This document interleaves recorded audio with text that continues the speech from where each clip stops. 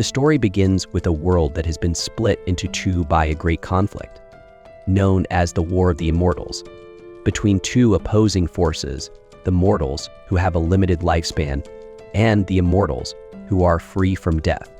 This war grew fiercer and culminated in a decisive battle between two key figures. On one side was Graham, the hero wielding the sacred X-Sword of Meldia, and on the other was the Demon King, Biltol Velfet Velsvolt, leader of the Immortals. In the year 1599 of the Continental Era, on the 12th day of the Dragon Month, the final battle between Graham and Biltol occurred. Despite the Demon King's overwhelming power, Graham managed to defeat him. As Biltol lay defeated, he expressed confusion, questioning how a mortal could defeat him despite his superior strength, power, and careful planning. Graham explained that while humans may appear weak due to their short lives, it is their very mortality that drives them to grow stronger and survive. The Demon King interrupted, dismissing Graham's explanation as nonsense, but Graham stood firm, attributing his victory to the resilience and spark of life that humans possess. Biltol, however, ominously declared that just as light exists, so too does darkness, and he would rise again in the face of light, claiming to be undefeated. Graham accepted this, saying he would face the darkness whenever it returned. After bidding farewell, Biltol disappeared and Graham returned home, believing his eternal enemy was vanquished. The scene then shifts to Biltol waking up in a new era with a girl named Machina Solage beside him. She introduces herself as one of the 6 pillars of Dark Companions, specifically the Duchess of Blazing Flames. She reveals that she had been waiting for his rebirth for a year and had overseen the ritual that ensured his reincarnation. Biltol, curious about his surroundings, learns from Machina that they are underground in the Cathedral of Demas Neldor, beneath the former Shinjuku station. However, the world Biltol knew had drastically changed.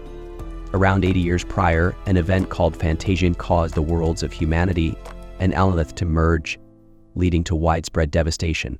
In the first 3 years, 90% of the population perished, governments collapsed, and cities became independent states. 2 major wars erupted between these cities, but the world was finally beginning to heal. Machina explained that technological advancements from Earth's industrial civilization and the magical technology of Alaneth merged after the Phantasian event. Now, in the year 2099, the world had changed beyond recognition. Biltol, shocked by this new reality, marveled at how much mortal civilization had advanced, particularly their ability to detect everything with advanced radars.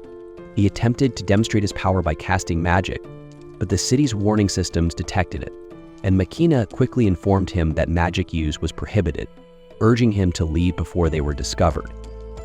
As they prepared to escape, Biltol noticed the presence of someone familiar but didn't give it much thought.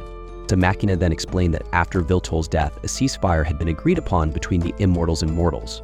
However, after the chaos of Phantasian, the great mortal kingdom fell apart, and immortals were hunted by the major industrial powers, who viewed them as dangerous creatures. Anti-immortal weapons were created, nearly wiping out the immortal population. Biltol inquired about the fate of the 6 pillars of darkness. Machina revealed that the whereabouts of some, such as Maya of the Sorrowful Heights and Rassilon the Blue Storm, were unknown, while Zenil, the Sword of Doom, had sacrificed himself to ensure their escape. Biltol praised Zenil's loyalty but shifted the conversation to another subject, which made Machina visibly nervous. She then tried to change the topic, mentioning that the air in the city was polluted, and offered to buy some of his throat. As she left, Biltol sensed something unusual about her, which caused advertisements to change. When he confronted her about it, she initially feigned ignorance, but eventually revealed that she hacked into the city's holographic display system using etheric magic.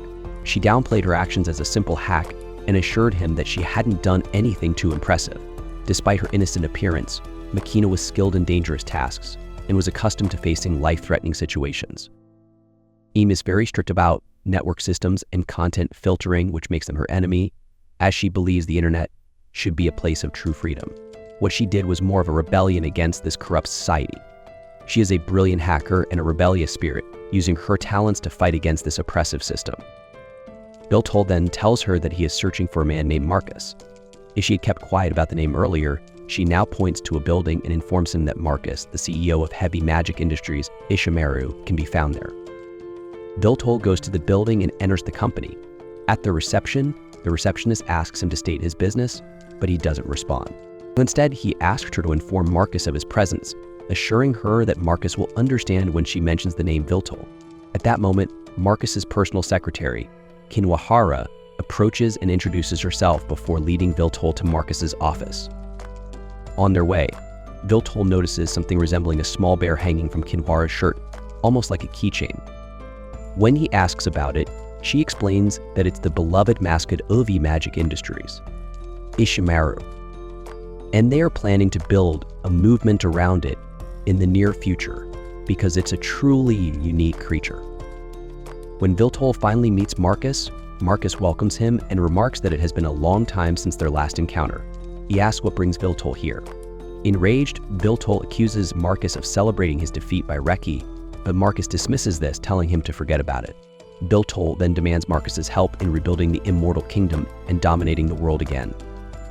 Marcus laughs mockingly and refuses, which enrages Viltol. Viltol attempts to strike Marcus, but Kinwahara intervenes, wounding him with her sword. However, Marcus orders her to step back and then addresses Viltol, pointing out how weak he has become. He notes that such a wound would have healed instantly in the past without shedding a drop of blood. Marcus mocks Viltol further, questioning how he expects to conquer the world when the fear and reverence he once commanded have disappeared. Marcus continues to taunt Viltol, refusing to bow to someone as weak as him. He tells Viltol to leave unless he begs, at which point he might reconsider. Furious, Viltol declares that Marcus cannot defeat him. He prepares to attack, but Marcus quickly uses spell-breaking magic and laughs, saying Viltol is 2 steps too slow. Viltol then notices a small device attached to Marcus's back, and a screen appears. Marcus introduces the device as the Familia Magical Device, a cutting-edge creation of humanity's ingenuity in magical engineering. He explains that while casting magic usually requires 5 steps preparation, construction, expansion, the spell itself, and declaration of Familia allows users to skip the middle steps. Those implanted with Familia can activate magic with just a declaration. Marcus explains that the device allows people of all races and ages to use magic without incantations or spellcasting, making dreams a reality. However, he notes that Familia is incompatible with spiritually superior beings like Viltol, meaning he cannot use it. Implanting Familia in Viltol would strip him of his advantage. While Viltol's ability to process magic is impressive, Familia is much faster and has become essential in this modern world. Marcus reveals that he never liked Viltol from the start, admitting that he always resented Viltol's arrogance and superiority. He tells Viltol that he has served him out of hate for far too long. Shocked, Viltol asks if he has been blind all this time, and Marcus confirms it. Marcus then uses his magical sword to throw Viltol out of the building. Afterward, Marcus tells his assistant that now that the illusion of the former Demon King is gone, he will become the true Demon King. The assistant asks to discuss the marketing plan for Ishimaru, and Marcus replies that the ideas should be submitted at the next planning meeting. Outside, Viltol, badly beaten, wonders why he lost. A passerby mocks him, asking if he's cursing him after their collision. Viltol lies on the ground, stunned and weak. Machina rushes to him, crying, and pleads for him to cry with her. Viltol, saddened by how weak he has become, tells her that even if she had warned him about Marcus's betrayal earlier, he would have still confronted Marcus to confirm it for himself. They make their way to Machina's home, and Viltol praises her for securing a fortress-like shelter in this era. As they enter, Machina apologizes for the small size of her home, explaining that her salary is low. Viltol, moved by her loyalty, tells her that her faithfulness has left a deep impression on him. Overwhelmed, Machina bursts into tears, saying that his praise is more than she deserves. We then see that Machina is standing at the edge of the volcano as a crowd gathers around her, accusing her of being a demon and blaming her for the disaster that had befallen them. They shouted that she must be cast into hell and began throwing stones at her. However, her wounds healed instantly, as if nothing had happened. One man decided to push her into the volcano. He struck her with his staff, and she fell into the abyss. Just as she was falling, the Demon King appeared and saved her, pulling her back to safety. The crowd was terrified as they witnessed this. The Demon King looked at Machina and saw that she was a beautiful girl. He decided to invite her to join him and extended his hand. Machina agreed, and as she reached out to take his hand, she suddenly woke up from her dream. Realizing it was just a dream, she looked beside her and saw that the Demon King was still asleep. She then headed to the kitchen to prepare breakfast. After some time, she called upon Eleklit, informing her that it was the 13th day of the month of the dragon, in the age of integration 299, and the time was 6:03 am. The weather was mild and warm. After about half an hour, Makina finished preparing breakfast and called out to Veltol, the Demon King. Surprised, he remarked that he had never seen such breakfast before and that it smelled wonderful. When he tried it, he was amazed by the taste, which made Makina very happy. After they finished eating and drank some tea, Walter asked her about the immortals. Makina explained that while there was no true immortal besides God, she knew others had survived the immortal hunt, just as she had.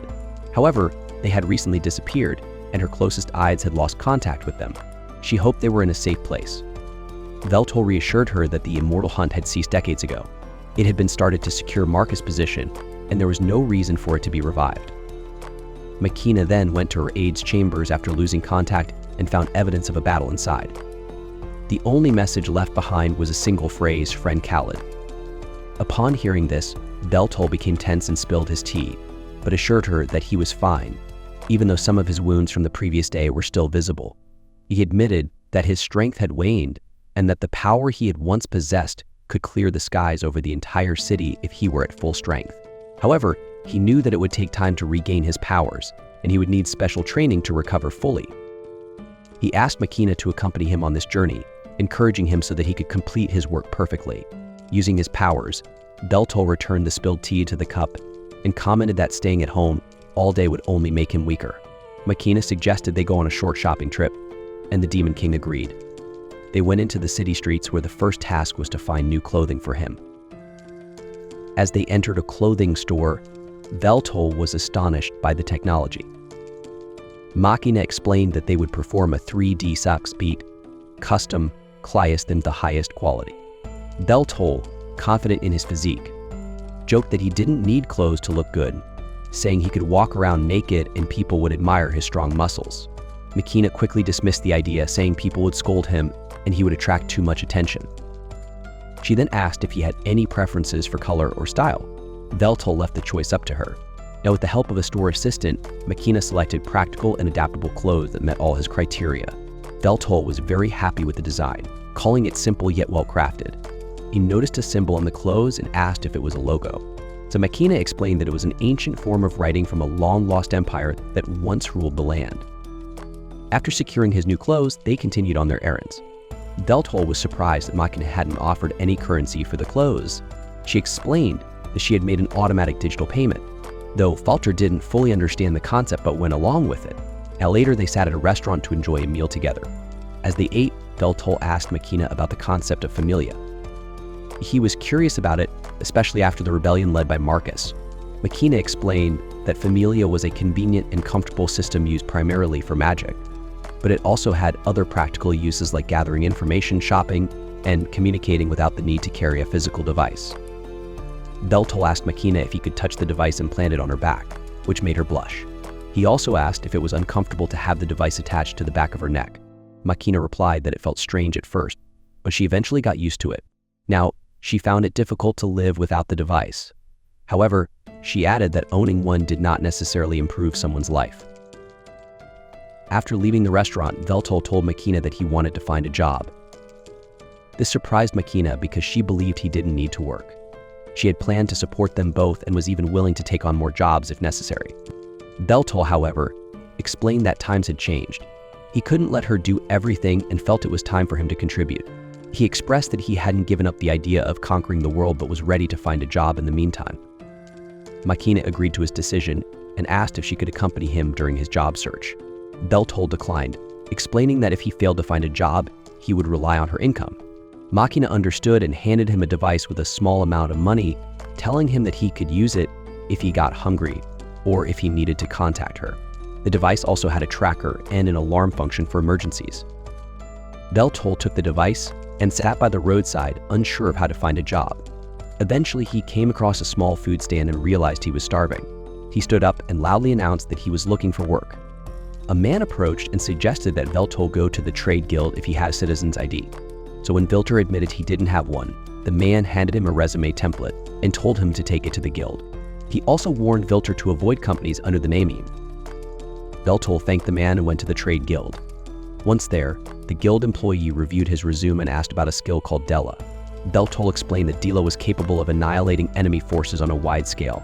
The employee also reported Veltol's military leadership experience, to which Veltol proudly confirmed his expertise in leading armies.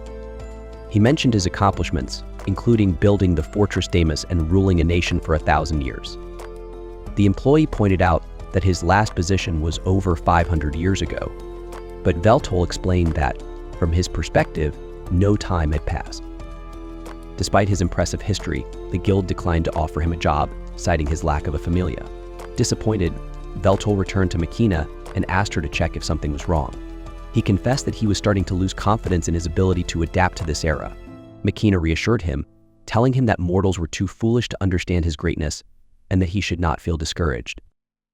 Veltol, however, insisted that he needed advice and asked if Makina had any friends in this era. Makina said she had a friend she could call for help. She contacted her friend Takashi and arranged to meet her at a nearby cafe. When Takashi arrived, she greeted them and apologized for being late. It turned out that Veltol already knew her, and Takashi revealed that he had once tried to flirt with her. Veltol was surprised and asked how they had become friends. Takashi explained that she and Makina had first met on an Odom site related to matters concerning the Demon Lord. They also interacted in a creative fantasy role-playing chat room. Veltol noted that Takashi's familia was different from Makina's and mentioned that he had been trying to figure out how it was created. Makina explained that Veltol used his ability Ruler's Eyes to analyze the mana flow and understand the composition of things. Takashi then told Veltol that she had noticed he detected her programming hack. Veltol admitted that he had a general understanding of what was happening inside the familia, but there was still much he couldn't fully analyze. Makina urged Veltol to get to the point, and they asked Takashi for advice on finding Veltol a job. Veltol explained that he had been rejected by the guild because he lacked a familia and asked if Takashi had any ideas. After thinking it over, Takashi came up with a plan. The next scene shows Veltol hosting a YouTube show. Our episode begins with the Demon King, Vilto, watching television, completely captivated as it's his first time experiencing it. Takahashi explains to him that he's watching a live broadcast where people stream themselves playing video games, chatting, singing, and doing various activities to earn money through ads and viewer donations. Once they become popular, these streamers even start receiving real job offers. Vilto asks if it's something he could try, despite not fully grasping it, and Takahashi reassures him that it's quite simple. He offers Vilto his own, albeit slightly outdated, equipment, saying that once Vilto starts making money, he can upgrade to more modern gear. Makina, however, is against the idea, voicing her concerns that streaming is an uncertain and risky career path, especially since the channel could be shut down overnight. Takahashi counters her argument by highlighting Vilto's great personality and beautiful voice, which he believes would make him popular very quickly. Makina considers this and asks Vilto for his opinion. After a moment of silence, Vilto agrees to give it a try. The scene shifts to their home, where Vilto speaks to Makina about the Ethernet network, explaining how it allows people to share their opinions freely and quickly, which is entirely different from what he remembers. However, with such a fast-paced flow of information, it becomes nearly impossible for people to distinguish truth from falsehood. This tendency leads them toward a collective consciousness where individuality is lost under the guise of freedom. He warns that their shared awareness is often tainted with laziness and malice, ultimately pulling them down. Vilto hints that, in this environment, he could potentially guide the world to his advantage. When he looks at Makina, though, he finds her sipping juice and not paying attention. She apologizes and assures him she's deeply sorry. Vilto tells her to stand up, saying that such behavior doesn't suit her. Grateful, she thanks him, mentioning how she's been alone for so long and his presence is now a great comfort. Later, Takahashi arrives with the streaming equipment, delivering it via drones and assuring them it should be sufficient to get started. Makina, however, is still unsure and questions how live streaming could even generate money. Takahashi reassures her, saying, "You have to trust me more, Makina. We've been friends since childhood. Come on, Vilto, let's give it a try." Vilto powers up the computer, grabs the controller, and chooses a game, but he immediately loses in the first round. Laughing, he admits it's harder than it looks, yet he persists, retrying the challenging game only to keep losing. Makina tells him his chances of success look slim if he keeps losing like this. Takahashi, however, sees potential in Vilto's struggles, saying they could be endearing, especially given Vilto's good looks and charismatic voice. He adds that Vilto's gaming skills will improve over time. Makina reminds them not to take the streaming lightly, noting that around 5 million streamers exist globally. yet less than 1% make a comfortable living. They brainstorm an introduction for Vilto's stream, and Makina suggests he start with one of his wartime statements. Vilto gives it a try, saying, "Foolish visitors, tremble and await my presence. I am the Demon King of Nations, and I will grant you the greatest moment in your limited lives as I unleash the chaos of war." Makina applauds his dramatic delivery, while Takahashi agrees they're on the right track, though he suggests making it a bit more entertaining. Takahashi teaches Vilto the basics of streaming, explaining that consistent daily streaming will help the channel grow faster. He advises Vilto to keep talking, even if no one is watching, focusing on discussing the game's content rather than staying silent. He also warns against any sexual or discriminatory behavior, as it could lead to negative consequences, potentially even a ban. Additionally, Takahashi advises Makina to avoid making any loud sounds during the stream.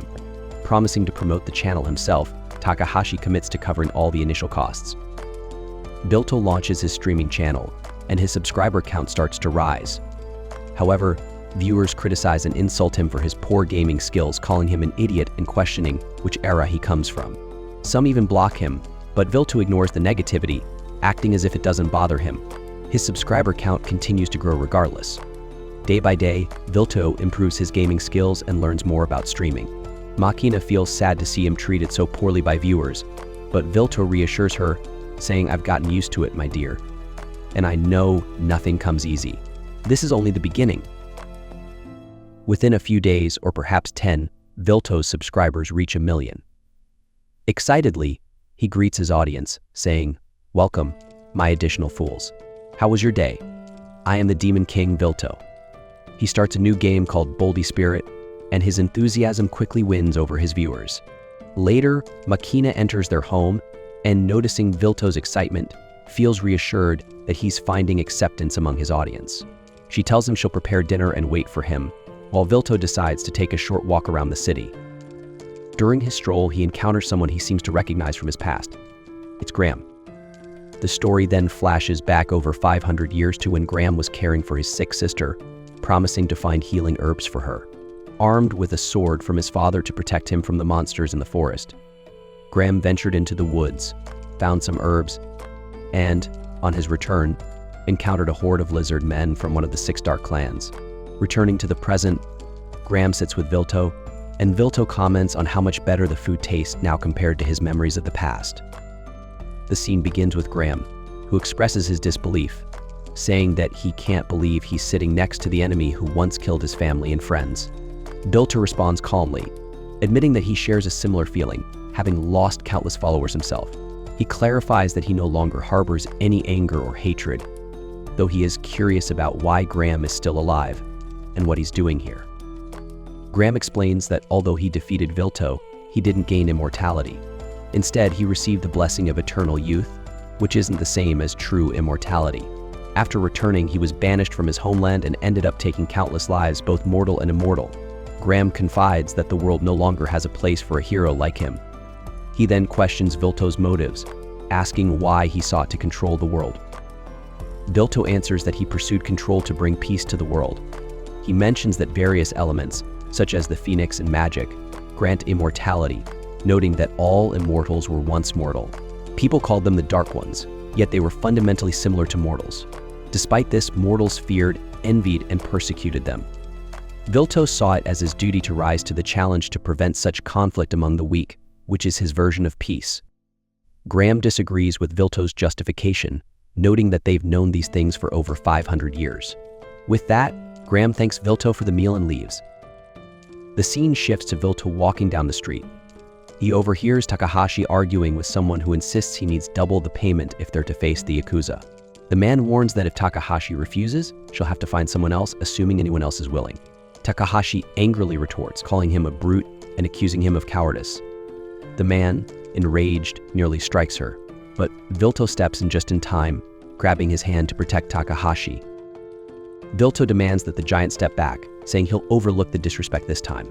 The giant, recognizing Vilto, taunts him by recalling how he once defeated him and threatens to kill him now. Takahashi urges Vilto to run, but Vilto insists that this is the perfect opportunity to test his strength, which he's gained from his 1 million subscribers. The giant throws a powerful punch, but Vilto easily blocks it and counters with a crushing blow, leaving the giant on the ground and unable to move. Takahashi, now relieved, thanks Vilto for saving her, explaining that the giant was supposed to be her bodyguard but constantly sabotaged her efforts. She says she has found a better bodyguard in Vilto and offers to pay him for the job. In a separate scene, Kinohara reports to her leader, stating that they completed the cleansing operation and the plan is progressing smoothly. She adds that they're close to creating a halo effect, and once ready, she'll head to the location herself. Her leader responds that he will join as well. Returning to Vilto and Takahashi, Vilto asks about her line of work. Takahashi reveals that she's involved in theft. Intrigued, Vilto suggests that all he needs to do is provide a distraction so she can steal safely. Thrilled by his quick understanding, Takahashi begins scouting the area. However, Vilto takes an unexpected approach, breaking down an iron wall and grabbing their target, throwing him to the ground with astonishing strength. Takahashi is left amazed by his power. Our episode begins with Takahashi observing the villains through an electronic screen. She zooms in on a box next to them and says, "This is the cube that must be stolen." She then says to the Demon King, "The first thought you didn't have a familia, yet you restored the ethereal connections of the familia using magic." We then see the villain leader ask Viltol, "Who are you, scoundrel?" Viltol tells them he is the Demon King, to which they respond, "Are you mocking us, man?" Viltol replies that he will use them as a test to restore his faith. One of the villains insults him, and Viltol says, "I do not tolerate insults." The leader pulls out a gun and fires at Viltol, but Viltol uses his magic to protect himself and defeats them all. Then Viltol grabs the gun, inserts a card into it, and Takahashi says to him, "Let's go steal the box." Suddenly, something strange happens around them, throwing Viltol back. A massive monster called Magino Gearforth, part of the city's special forces, appears before him. Takahashi is surprised, wondering how the gang leader has such a powerful creature personally. Viltol decides to face it, seeing this as an important test of his strength. He fires at the monster, and it prepares to attack, unleashing a series of powerful assaults. Viltol counters with a ray attack, saying, "I didn't think this would be enough to defeat such a monster." But suddenly the monster retaliates with an attack, which Viltol dodges. Vile comments, "With all my strength, I could have pierced through this easily. I suppose this is the limit of faith from 1,000,000 weak subscribers." Although he might lose those subscribers, he doesn't mind enjoying a little fun. He changes his clothes into those of the Demon King, and the monster also readies itself. The monster tells him, "This will be very bad for you, Vito," and the battle begins between them. The monster uses a family power to decapitate Viltol, thinking it has won. But Viltol's head, lying on the ground, speaks, "It's too early for that." His body moves toward his head, re-attaching it. Viltol then raises his sword, releasing immense power, and attacks the monster, severing its arms and legs, ultimately defeating it. He says, "That was an enjoyable battle. Now it's time to talk." The monster contacts its owner saying, "The target is alive, I couldn't defeat him, and I am unable to fight any longer, so I will execute code 8090. The scene shifts to Viltol holding the small cube, when Takahashi arrives and remarks that watching his fight with the monster was terrifying. Viltol responds, "I'm surprised that weapons can enhance a person's strength to this extent." What a frightening era. Takahashi adds that things are getting increasingly suspicious and mysterious, making her wonder if this mission was far riskier than she initially thought, and that it shouldn't be ignored so easily.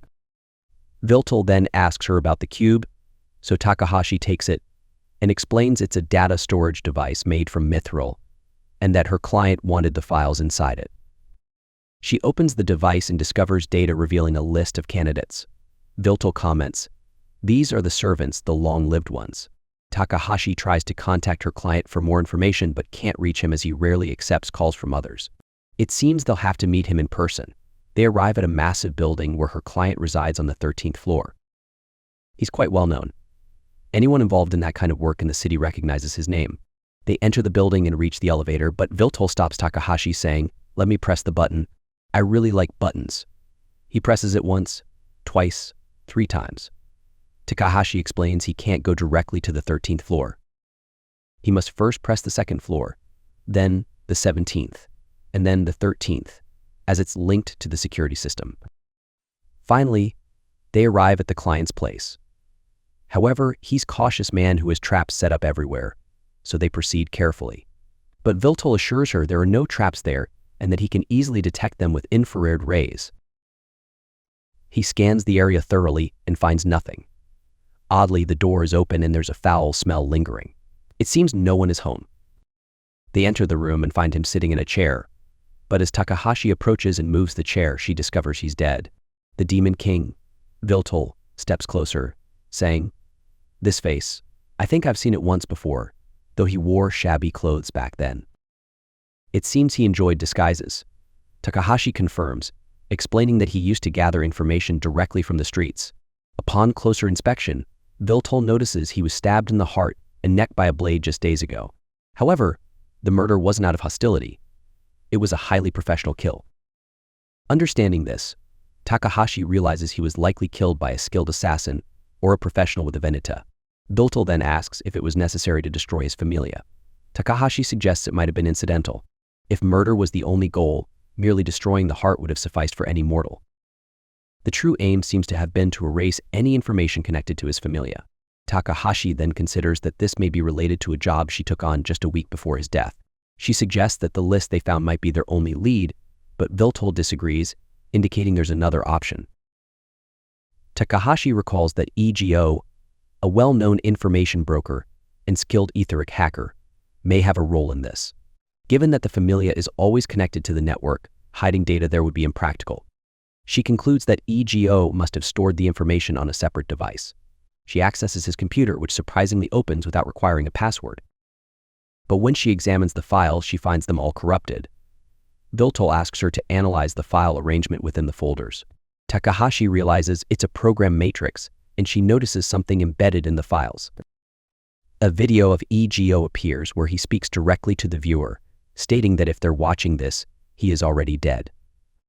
EGO then unveils a shocking truth. The prosperity of Shinjuku relies on a sinister power source. The city's core infrastructure is powered by an etheric reactor beneath it, which draws energy from innocent souls. The reactor feeds on etheric lines crisscrossing the land, sustained by the planet's core, converting this energy into both magic and electricity. To produce enough energy for a city the size of Shinjuku, the reactor would need to be placed over nearly 10 overlapping etheric lines. However, a geological survey conducted before Shinjuku's first war found only 2 etheric lines running beneath the reactor within the city. This discrepancy raises a critical question. How does Shinjuku maintain sufficient energy with only 2 etheric lines? Since electricity remains stable in colder regions, an alternative power source must be filling the gap. This led to the creation of the Eternal Furnace project. The furnace consumes immortals like firewood. It's a magical, ritual device that sacrifices souls to produce ether for the city. Because immortals are closer to higher spiritual beings, a single immortal soul yields as much ether as tens of thousands of mortal souls. The stronger the immortal, the more energy they produce. The data shows that low-income workers, the homeless and outsiders were gathered to construct the furnace, only to be killed. Those behind Essity view immortals as fuel, even referring to them as firewood. Through his research, EGO discovered that the first firewood fed to the furnace was Rainal, the Sword of Salvation, one of the 6 peers of darkness, and an ancient immortal. Hunts for immortals have been taking place worldwide. 3 months ago, while gathering information, EGO encountered an Ami assassin. Though he managed to escape, their tightened security hindered his progress. He managed to hire a hacker friend, who discovered that the Yakuza Guild planned to sell a list of immortal names to AT, likely because their stock of firewood was running low, and the Eternal Furnace was on the brink of failing. Shutting it down would be like stopping Shinjuku's heartbeat. EGO believed that the Eternal Furnace should not exist. He stored all the data he gathered on this personal computer. He leaves the decision in the viewer's hands, apologizing for the burden, though he believes that only the legendary Demon King, who once ruled over all immortals, could resolve such a crisis in this era. After the video ends, Takahashi reacts with, "This is unforgivable." Viltol asks her, should we release this information online? What would happen to Shinjuku's residents if the Eternal Furnace were shut down? He warns her that, like EGO, she might be killed and that all the data could be erased. He states that this issue concerns immortals and, as their ruler, it is his duty to act. "You don't need to worry. I will make all the decisions," she replies. She then suggests reporting the body to the city guards. Viltol replies, "I need to inform Makina about this," but something shocks him and the episode ends there. If you enjoyed the video, remember to subscribe and activate the bell to stay updated. While Valtol was out on an errand, Makina went to the fridge to figure out what to make for dinner. Unfortunately, it looked like the same old ingredients were still there. Alec, always the optimist, suggested that she could make a good curry with what she had. Just then, the doorbell rang. Makina went to answer it, but to her surprise and disgust, it was Marcus standing there. After everything he had done, Makina's response was instant. She unleashed a huge burst of fire, sending Marcus flying backward as he was engulfed in flames. But since Marcus was as immortal as Makina, the fire did little to stop him. Makina, now fully transformed, stepped outside, already knowing Marcus was up to something. Before the battle started, she disconnected her familia from the network to prevent Marcus from accessing it. Then the two of them began to fight, casting magic and using weapon attacks. For a while it seemed like the fight was evenly matched, but then while Marcus was distracted, Makina got close enough to grab his arm, making it explode and come off. But just a few moments later, Marcus regenerated his arm and launched a deadly sword rain attack that caused a massive explosion. Makina blocked the attack with her shield and was unharmed, but the house was another story. She had no fire insurance, so the damage was considerable. Then, just as she thought things couldn't get worse, Marcus's secretary appeared from the smoke, attempting a sneak attack. But Makina was quick, and the secretary only slashed through an illusion. Makina had expected Marcus to bring help, so she prepared a spell to destroy the secretary, but before she could complete it, Marcus shouted, "Codebreaker!" Suddenly, Makina's familia stopped working, leaving her disoriented. The secretary seized the opportunity and stabbed Makina through the chest. Makina collapsed, unable to get up. With the fight over, the secretary scolded Marcus for his recklessness, pointing out that Makina could have easily killed her earlier, and all of this could have been avoided if Marcus had just disabled Makina from the start. As the two stood over Makina's motionless body, Marcus smiled in satisfaction, enjoying seeing Makina in such a vulnerable state. Makina, glaring at him, asked what he had done to her. Marcus explained that he had shut down her familia. She had disconnected it before the fight, so she didn't think it would be possible for him to do that. But Marcus' familia was a special prototype, designed to be more advanced than the current systems. He had admin access to all the familias in the city and could disable any of them at will. This gave Marcus an undeniable advantage, and he believed this power made him the strongest. But Makina couldn't understand why he was so obsessed with being the strongest, as it seemed to offer him nothing. Marcus, however, had a plan. He wanted to become the new Demon Lord, not through brute force, but by controlling information and technology. With that, he would dominate the world in a way Valtol never could. Just then, the secretary reminded him that they were running late for his next appointment. Marcus decided to end things quickly, and he intended to use Makina as fuel for the immortal furnace. When Valtol and Takahashi returned home, they found the place destroyed, with no sign of Makina except for a scorched game controller. Valtol was devastated, unable to process what had happened. He was in shock, so Takahashi asked if he was okay. Realizing he needed to act, Valtol asked if there was any information about the incident. Social media reports were unclear, but people speculated an explosion had occurred. Valtol wished he could find a way to figure out where Makina was. Takahashi then suggested using drones. While security drones were scarce in the slums, there were many delivery drones with cameras. She hacked into their systems and found video footage of the battle.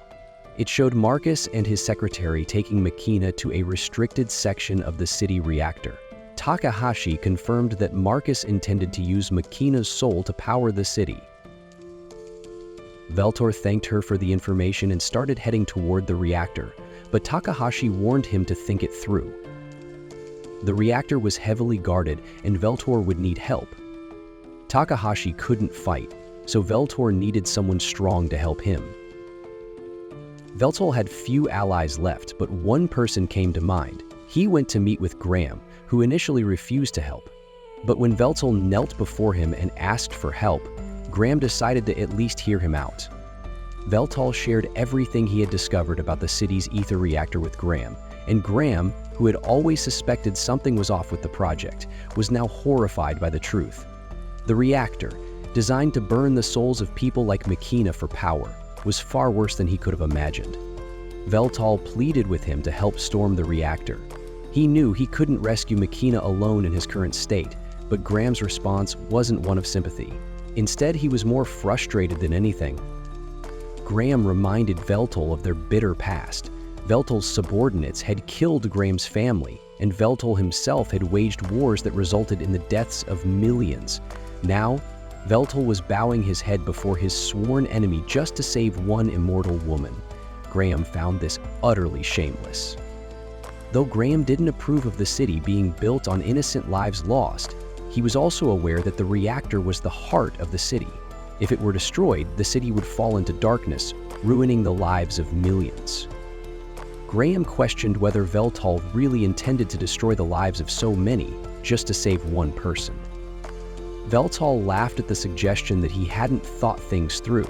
He wasn't foolish enough to overlook the consequences, which was why he planned to both save Makina and fix the city's problems.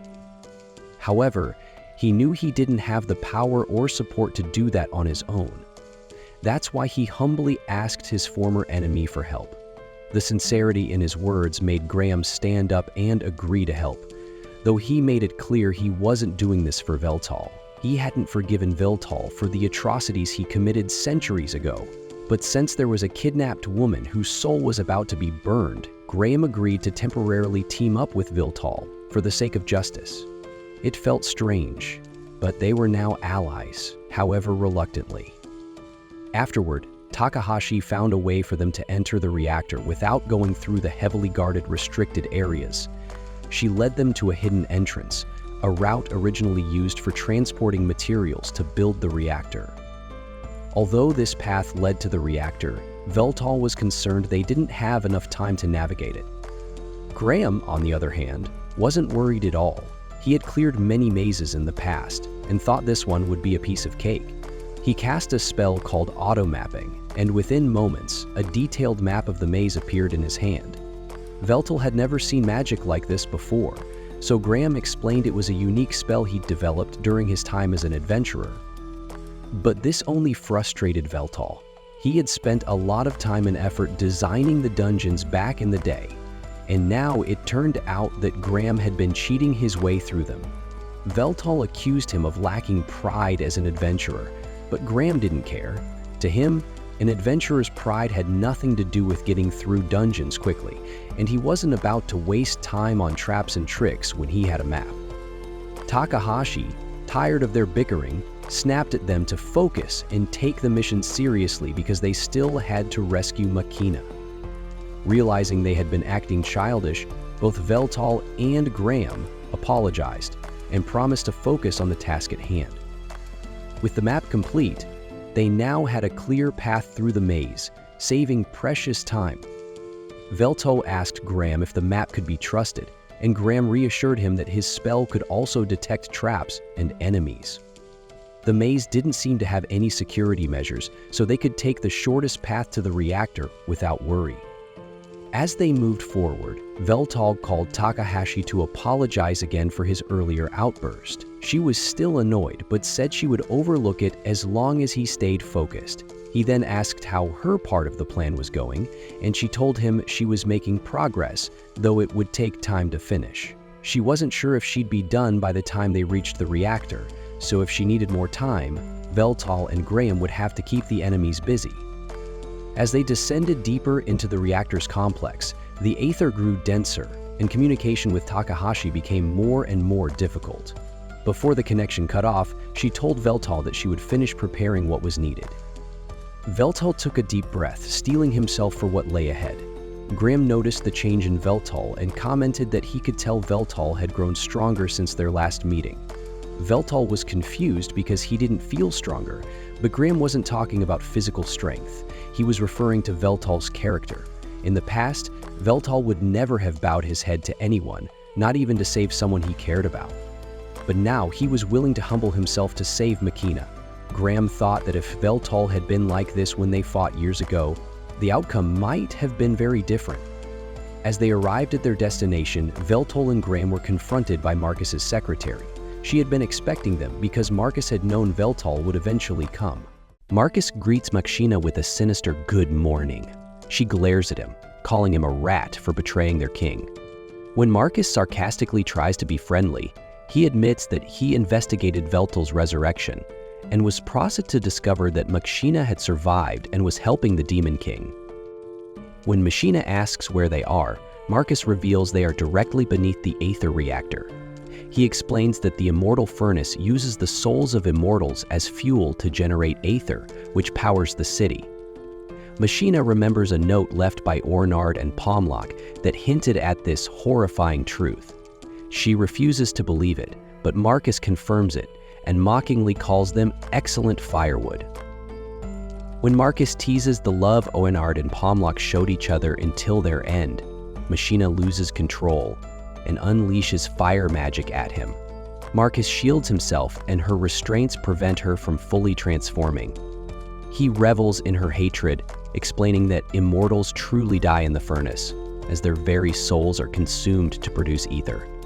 He reveals that Xenol was the first immortal burned, followed by many others, and describes the pain Xenol endured. Machina vows to burn Marcus to ash, but he brushes off her threats, justifying the sacrifice of immortals as necessary for the city's prosperity. He adds that only a few know the truth, and he intends to keep it that way to avoid unrest over immortal rights. He confesses he personally came to capture her because she, as one of the 6 Dark Peers, could power the city long enough for them to find an alternative fuel source. Meanwhile, the assistant approaches Veltal and Graham, surprised that Marcus's prediction of Veltal infiltrating through the path was accurate. Her mission is to stop Veltal, but she hadn't expected him to bring Graham. She recognizes Graham as the ageless hero from the Second War, whose exploits are well documented. Graham tells Veltal to move ahead, promising to hold the assistant off. Veltal, confident in Graham's abilities, proceeds to Machina's location. The assistant, seeing them as relics of the past, attacks Graham, but is shocked when he blocks her strike. This allows Veltal to slip away. Determined to eliminate Graham quickly, she activates her Maginot gear, a next-generation prototype. The lightweight armor enhances her power and efficiency, but depends on her magic reserves for operation. Confident in her advanced technology, she mocks Graham for using outdated weapons. Graham counters that battles aren't always about having the latest tools. He observes that her exceptional speed comes from her lightning draw technique, which activates only during quick strikes. Despite her confidence, Graham keeps up with her attacks, surprising her with his skill. She tries to hack his familiar but fails, refusing to believe an outdated relic could defeat her. Graham gains the upper hand with an old fireball tactic, proving that experience and strategy can trump new technology. Frustrated, the assistant prepares a powerful attack. Graham unsheathes his glowing blade, preparing the same move he used to defeat the Demon King. Their final clash ends in a burst of light, leaving the assistant injured. Graham admits his blade didn't unleash its full power due to its long disuse, but he is still impressed by her Maginot gear, which protected her from worse damage. Confused by her loss, the assistant asks why she was defeated. Graham attributes his victory to 500 years of experience. Proud of his heroic act, he decides not to kill her, as she no longer poses a threat. His goal was to stop her from interfering with Veltal's rescue mission. Their conversation is interrupted when a unit of 4th-generation Minogear soldiers arrives, setting the stage for another confrontation. Veltal deflects the soldiers' attacks with his shield but notices the shots might also hit the assistant. Determined to protect her, he engages the unit. Meanwhile, Marcus holds Machina over the immortal furnace, ready to drop her in. He wonders if her fire-based soul will burn even brighter as fuel. Dreaming of eradicating all immortals to become the true demon lord, he bids her farewell and lets go. As Machina falls, she hopes Veltel can live a meaningful life without her and confesses her love for him. Just before she hits the furnace, Veltel swoops in, saving her at the last moment. He teases her for giving up so easily and apologizes for being late. She tears up as he reassures her he's here to save her, just as he did once before. Setting her down gently, he promises to finish this quickly so they can return home. Marcus is enraged by Veltel's interference, but grudgingly acknowledges his growing power and popularity. He sarcastically complains about Veltel spending his time gaming while refusing to explain his betrayal. Veltel offers Marcus one last chance to abandon his treachery and rejoin the Immortals, but Marcus declines. Preparing for battle, Veltel summons his weapon, ready to punish Marcus for his crimes. Marcus launches blood daggers at Veltel, which are deflected. He detonates the daggers, but Veltel withstands the blasts using enhancement magic. The two clash intensely, but Marcus pins Veltel to the ground, reveling in the sight. Veltel vows to make him pay for his atrocities, but Marcus, confident in his regenerative abilities, mocks him as a relic of the past. Their battle escalates until Veltel shatters Marcus's blade and decapitates him. Marcus quickly regenerates his head, smugly pointing out that Veltel can't defeat him without a familia. He uses his blood to trigger devastating explosions, severely wounding Veltel. Just as Marcus prepares a final attack, Veltel congratulates him on being the second person, after Graham, to push him this far. Sensing a surge of power from Veltel, Marcus grows uneasy. Veltel offers him one last chance to surrender, but Marcus, consumed by pride, refuses. As Marcus attacks again, Veltel transforms into his second form, a dark dragon wielding a sword. The transformation is powered by the ether-rich environment and the faith of his newfound followers, amplified by Takahashi broadcasting his live stream across the city. Stunned, Marcus realizes Veltel can now cast spells without incantations. Veltel explains that his second form replicates the functions of a familia, allowing him to wield magic with sheer willpower. He commends Marcus's advancements in magitech, but warns that they forced him to evolve. Marcus falls into despair when his spells fail. Veltel torments him, repeatedly killing and reviving him with magic, and even infiltrates Marcus's mind to show horrifying visions. Terrified, Marcus begs for mercy, but Veltel reminds him of his betrayal and stabs him with his blade. Dragging Marcus to the reactor, Veltel remarks that it's fitting for him to become the same fuel he used to destroy others. Ignoring Marcus's final failed attack, Veltel drops him into the furnace, where he disintegrates. The reactor resets, glowing brightly, and Machina's restraints shatter. Returning to his normal form, Veltel reassures Machina, who admits his transformation frightened her. She adds that such power suits the Demon Lord. Veltel, having gained a new perspective on life, confesses his love for her, and she does the same. They embrace, their bond stronger than ever. Elsewhere, Graham is shown victorious, standing atop the destroyed robots. Veltel and Machina reunite with Takahashi, who is overjoyed to see them safe.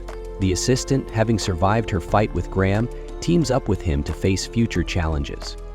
With Marcus gone, IHMI announces a new director.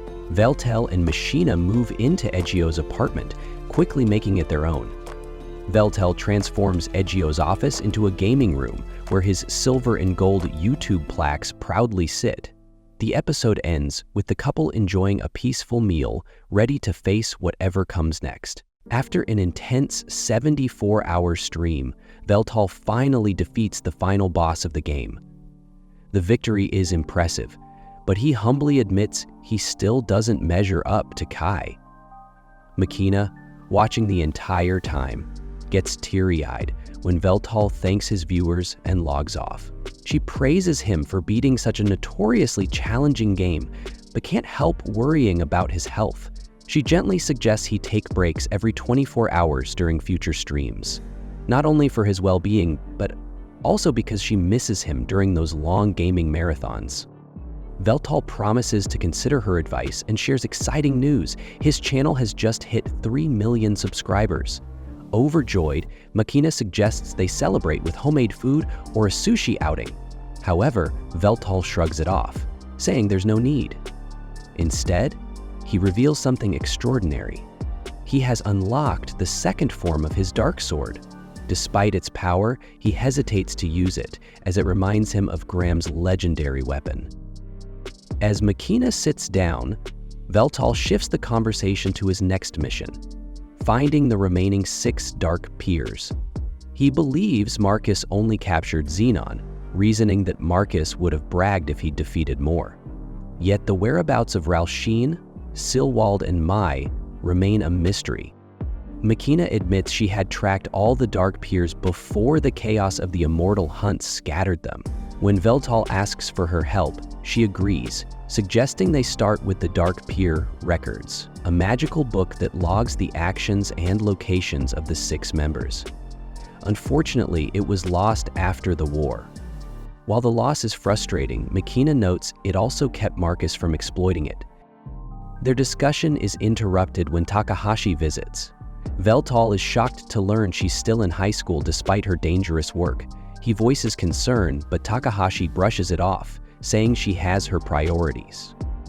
Switching gears, Takahashi congratulates Veltal on his stream, assuring him that viewers often use long streams as background noise. She even suggests editing highlights for those who missed it. Makina proudly reveals she's already prepared those clips.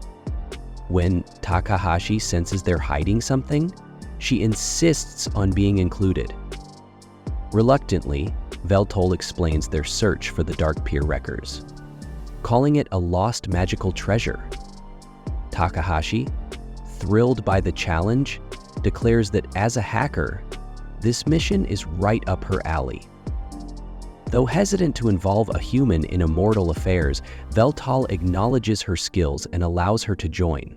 Takahashi begins her search online, but Makina doubts they'll find anything so easily. Takahashi explains she's not looking for the artifact itself, but for locations it might be hidden, places like museums or research facilities. After some digging, Takahashi uncovers a lead, the Lucille School of Magic in Akihabara. The school, founded after the Immortal War, is rumored to have a sealed vault that hasn't been opened in nearly 500 years.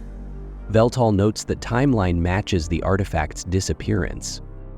While Takahashi suggests daring infiltration methods, Veltal proposes a simpler plan.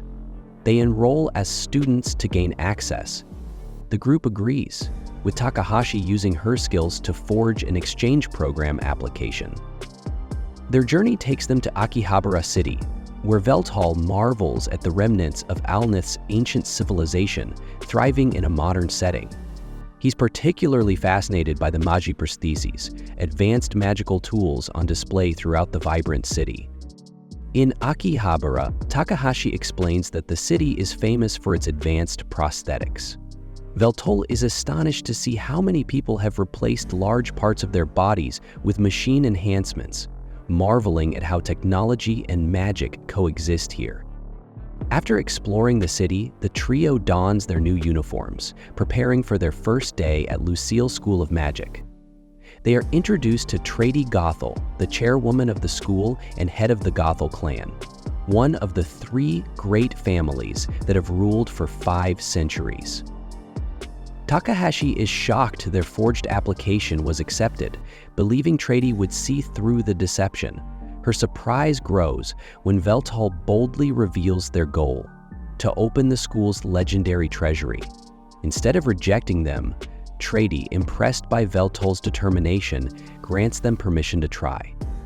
She explains that the vault has been sealed for over 500 years, and opening it requires 3 magical artifacts known as the Regalia. Each clan possesses one: the Gothel clan's blade, the Seaborn clan's crown, and the Reynard clan's orb.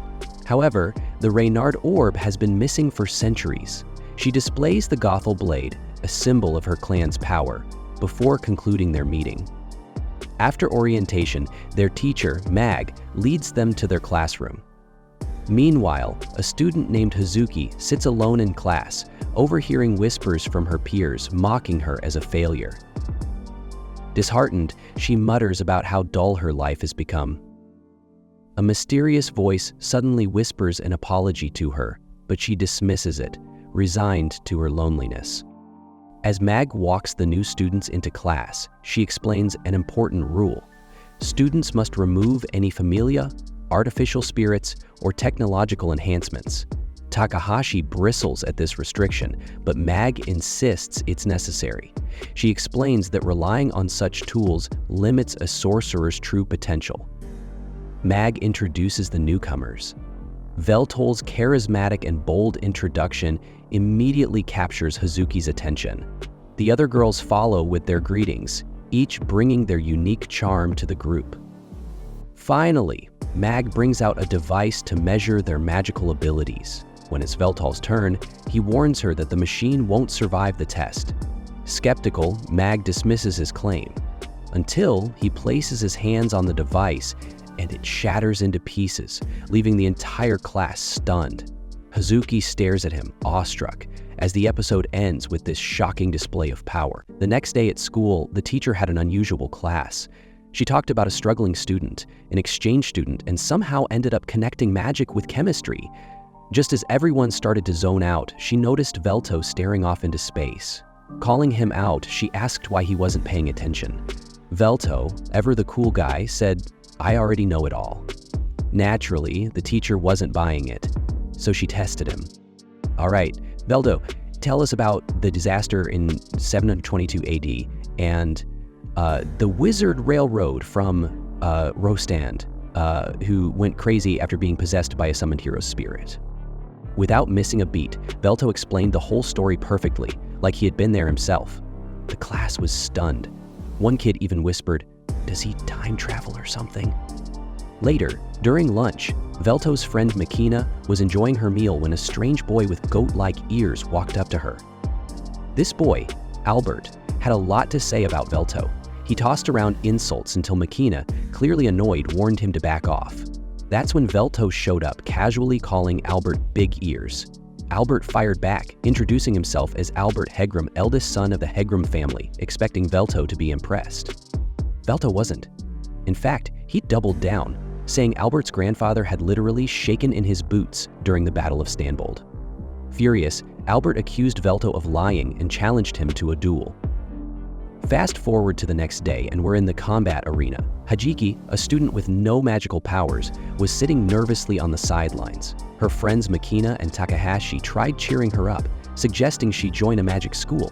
Meanwhile, their teacher, Maggie, showed up to referee the duel between Velto and Albert.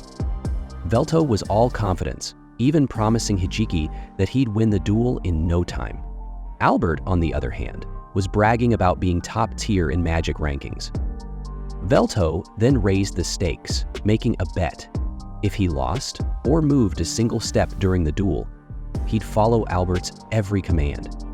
But if he won without moving, Albert would have to leave Hajiki alone. Albert agreed, swearing a noble vow, while Hajiki fumed in the background. Makina calmed her down, saying, "Relax, it's Velto, he's got this." The duel began and Albert cast a spell. Velto smirked, mocking how weak it was. Albert, frustrated, prepared his most powerful magic despite warnings from Majoro, the announcer, about how dangerous it was. Velto encouraged him, saying, "Go ahead, consider this your lesson." Takahashi, watching from the sidelines, couldn't help but notice how much Velto was enjoying himself. After all, it's been ages since he had a good old-fashioned magic duel. Albert unleashed his ultimate spell with all his might, aiming it directly at Velto. The crowd was left speechless. But Velto? He casually caught it with his bare hand like it was a beach ball. Turning to Albert, Velto said, "Not bad, but give it another 200 years of practice and you might actually impress me." He even gave Albert some credit, saying his mana and ether manipulation were pretty solid for a human in this era. Definitely the result of hard work.